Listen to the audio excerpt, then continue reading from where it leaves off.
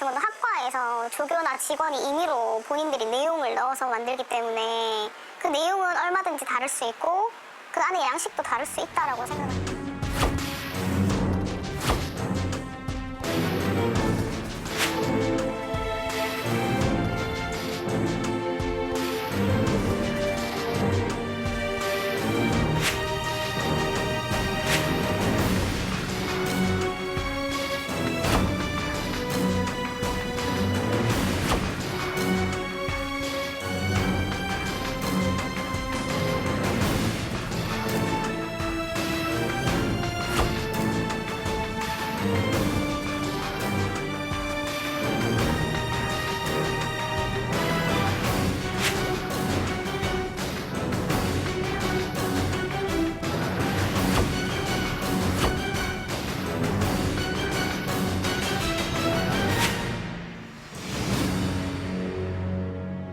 네, 어젯밤 PD수첩에서는 조국 장관 부인인 동양대 정경심 교수의 딸 표창장 위조 의혹을 집중적으로 파헤쳤습니다. 시청자들의 관심이 뜨거웠는데 박건식 팀장과 다시 한번 보다 자세히 알아보겠습니다. 어서 오십시오. 자, 어제 PD수첩 부제가 장관과 표창장이었습니다.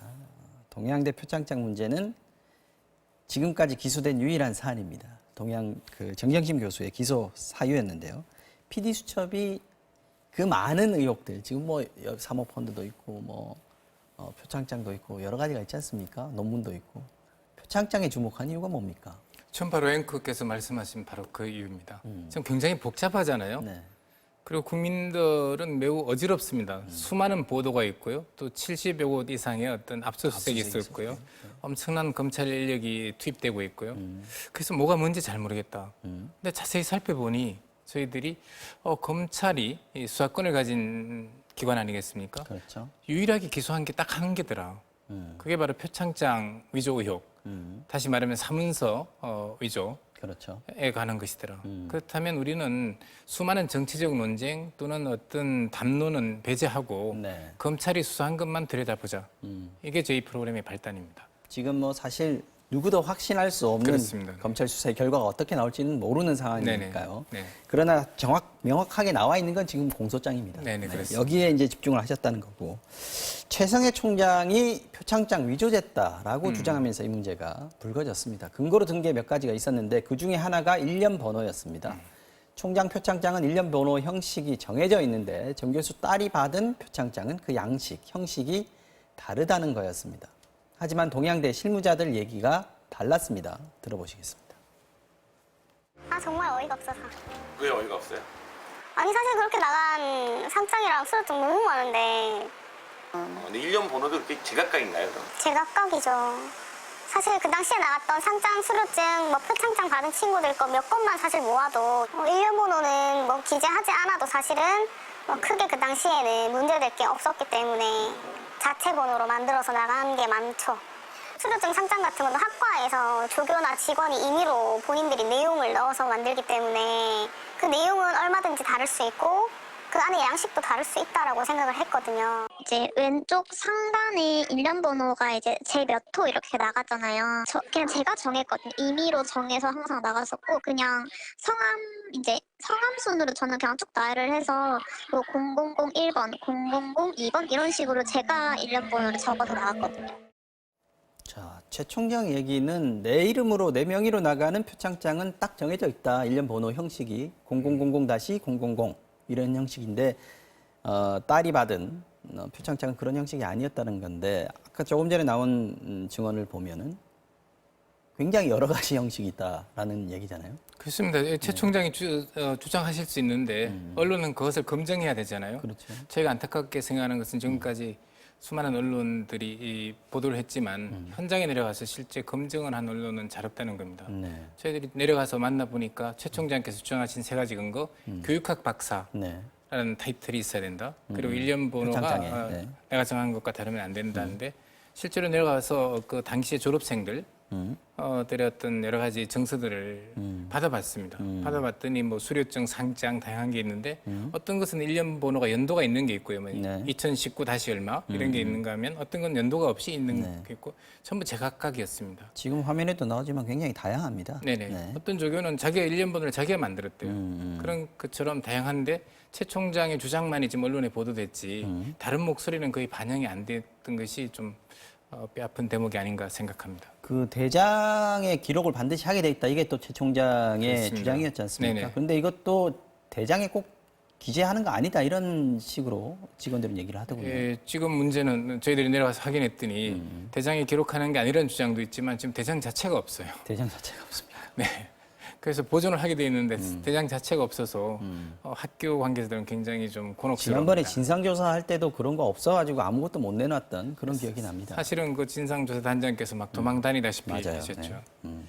자, 그러면 실무자들 또 학교 직원들 얘기하고 최 총장의 주장이 완전히 지금 상반되지 않습니까? 네네. 이거 어떻게 봐야 됩니까? 누구 말을 믿어야 되는 건지 취재해 보신 소감은 어떠세요? 사실은 이 부분은 추론의 영역 아니겠습니까? 맞습니다. 근데 네. 저희들은 뭐 수많은 어떤 교직원들을 만나봤고 당시 조교들 현장에서 실제로 장학 증서라든지 수료증 이런 것을 실무 작업을 하는 분들 아니겠습니까? 그 통념으로 봤을 때 또 상식의 선에서 봤을 때 총장께서 뭐 다양한 기관이 있지만 기관장들이 실제로 어떤 정서를 만들거나 관여하는 경우는 사실상은 거의 없습니다. 현실을 잘 몰랐을 수도 있겠다라는 생각은 듭니다. 네네네. 실무 현장에서 어떤 식으로 일이 이루어지는지 네네.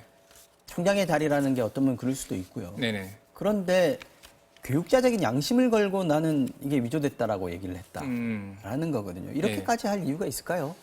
역시 추론의 영역입니다만 어떤 면에서 저희들이 뭐 정언을 확보한 게 있는데 녹취가 거기에서 보면 어떤 정당과 특정 정당과 척을 지게 되면 다음 정권이 바뀌게 되면 학교가 굉장히 위기에 처하지 않겠느냐 네. 이런 어떤 말을 하는 어떤 최 총장 최측근의 녹취가 있었습니다. 자, 어쨌든 검찰은 정경심 교수가 표창장을 위조한 걸로 보고 예. 기소를 했습니다. 네네. 공소장 보면 날인을 네네. 했다는 거지 않습니까? 그렇습니다. 날인이라는 게 이제 도장을 찍는다는 얘기잖아요. 예, 예. 그런데 나중에 또 나온 검찰발 보도들을 보면은 날인을 한 것이 아니고 정경심 교수의 컴퓨터 안에서 직인의 파일이 나오고 문서 원본의 어떤 글 문구를 담은 파일이 나왔다. 이런 얘기들이 들어왔지 않습니까? 예. 그 말은 컴퓨터상으로 위조를 했다라는 건데 자, 이에 대해서도 조교들이 말이 좀 다릅니다. 이것도 인터뷰 잠깐 들어보고 얘기 나눠보겠습니다. 정 교수님이 그 컴퓨터를 잘 하세요? 완전 컴맹이신데 컴퓨터 잘 못 만지세요. 포토샵을 스스로 하거나 이럴 순 없나요? 포토샵이요. 그때 컴퓨터 진짜 잘 못하셔가지고 네. 뭐 잘 안 되면 항상 저 부르셨거든요.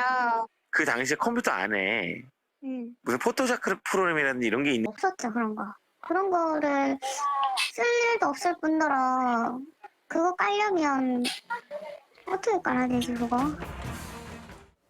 자, 방송을 보면 컴퓨터로 위조하는 것 자체가 기술적으로도 쉽지 않아요. 그 포토샵이라는 프로그램도 깔려 있어도 그걸 또 다루는 것도 쉽지 않은 일이고요.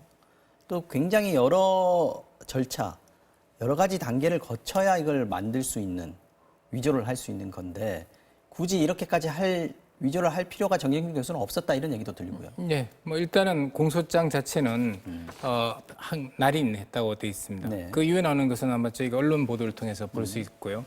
컴퓨터 파일을 이제 여러 가지 활용해서 했다는데 말씀하신 것처럼 2012년 당시에 이것을 할 수 있는 어떤 포토샵이라든지 다양한 소프트웨어가 그냥 깔려 있지 않았다고 조교들이 증언하고요. 그 컴퓨터에는 없었다. 예, 또 정 교수 자체는 한글 파일도 잘 못 쓰고 워드를 사용했답니다. 주로. MS 워드. 예, 해외에서 공부하다 보니까요. 그래서 실제로 컴맹에 가까워서 이런 것을 활용할 줄 몰랐다는 증언이고 더 크게는 이분이 다양한 어떤 교육기관장 영어센터장, 영재센터장 했거든요. 네. 여기에 보면 위임 전결 규정이 있습니다만 여기 보면 센터장들이 네. 여러 가지 어떤 교육 선발 업무, 교원 선발 업무를 다 전결권을 갖고 있고요. 네. 여기에 부수 조항으로서 부수되는 업무에 관한 사항도 센터장 전결입니다. 그러니까 센터장 정경규 교수가 여러 가지 네. 직함을 갖고 있었으니까 세 개의 직접 직함을, 쉽게 예. 표창장을 만들어 줄 수 있었는데 본인 굳이 전결권을 위조를 가지고 왜 할 수 했을까? 있다는 뜻이죠. 근데 굳이 위조할 필요가 있었겠느냐는 의문이 드는 대목입니다. 자, 어쨌든 지금 검찰은 공소장을 변경을 해야 될 사안이고 네네. 검찰에서도 변경할 거다라고 얘기를 하는데 이게 쉽지 않은 일이라고 하던데요. 예, 9월 6일 날 기소를 했지 않습니까? 이것이 많은 어떤 정치적 개입이라는 정치 개입이라는 비판을 받았고요. 검찰은 이것이 공소시효 때문에 그랬다고 하는데 또 반론들은 사문서 위조는 공소시효가 맞지만 사문서 위조 행사, 공무집행방해나 업무방해는 몇 년이 더 남았다. 사실 그렇게 급박하지 않았다. 네네. 라는 그리고 이게 9월 7일 날로 여기 날짜가 적힌 것을 기점을 했거든요. 그렇죠. 근데 이렇게 날짜가 이렇게 9월 7일이면 실제 이걸 만드는 날짜는 그 훨씬 전날이나 전이에요. 그 전이나. 네. 그러면 이미 공소시효가 끝난 셈이에요. 그렇죠. 이것도 문제죠. 당일날 문제될 어떻게 수 있고요. 만듭니까 이 네. 상장을? 네. 어쨌든 이런 그 허점이 발견되니까 공소장 변경을 하겠다고 하는데 우리 대법원 판례에는 동일성의 원칙이라는 게 있어요. 네. 동일해야지 공소장 변경을 하는 것이지 동일하지 않은 내용을 가지고 공소장 변경을 하면 안 되고 이때는 기소를 철회해야 하는 게 맞다는 게 대법원 판례고요. 뭐 비유하자면 이게 적절한지 모르겠지만 한식을 시키면 한식이 나와야죠. 한식을 시켰는데 중식을 가지고 오면 안 된다는 뜻입니다. 또는 일식을 가져오거나 통일성의 원칙이 유지되는 선에서 예를 들면 날짜가 5시인데 4시더라. 법원이 공소장 변경을 허가 안 할 수 있겠네요. 네, 그건 쟁점이 되겠는데 법조 전문가들은 이것은 공소장 변경 사항이 아니라 이것은 완전히 다른 내용이기 때문에 기소를 철회하는 게 맞다는 주장을 하고 있습니다. 네.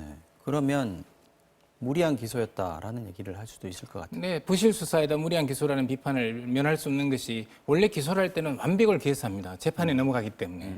그래서 굉장히 신중을 해서 마지막 점검을 하고 최종적으로 소환조사도 확인을 안 한 했단 다음에 네, 재판에 넘기거든요. 그런데 보시면 알겠지만 9월 5일에 최성해 총장이 조사를 받고 나왔어요.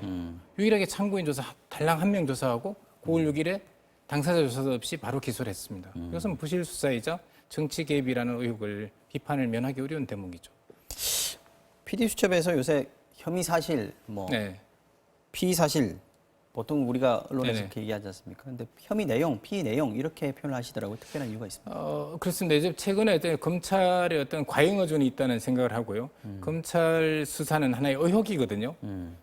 사실은 재판에 가서 밝혀지는 겁니다. 사실이라고 했을 때 마치 예. 확정된 것처럼 느껴지는 게 있다. 그렇습니다. 이거죠. 혐의 사실이나 피의 사실이라고 하면 마치 이것은 확정된 사실인 것처럼 비춰지는데 이것은 의혹 단계에서 재판에서 밝혀질 내용을 검찰이 마치 사실인 것처럼 국민들이 오인할 가능성이 있기 때문에 혐의 내용, 피의 내용으로 저희는 썼습니다. 네, 언론에서 차츰 이런 용어들 신경 써서 좀 바꿔가는 것도 좋을 일인 것 같습니다. 자, 어제 PD수첩 못 보신 분들 잠시 후 오후 5시 25분에 하는 재방송 통해서 다시 확인하실 수가 있습니다. 지금까지 PD수첩 박건식 팀장과 함께 이야기 나눠봤습니다. 오늘도 고맙습니다.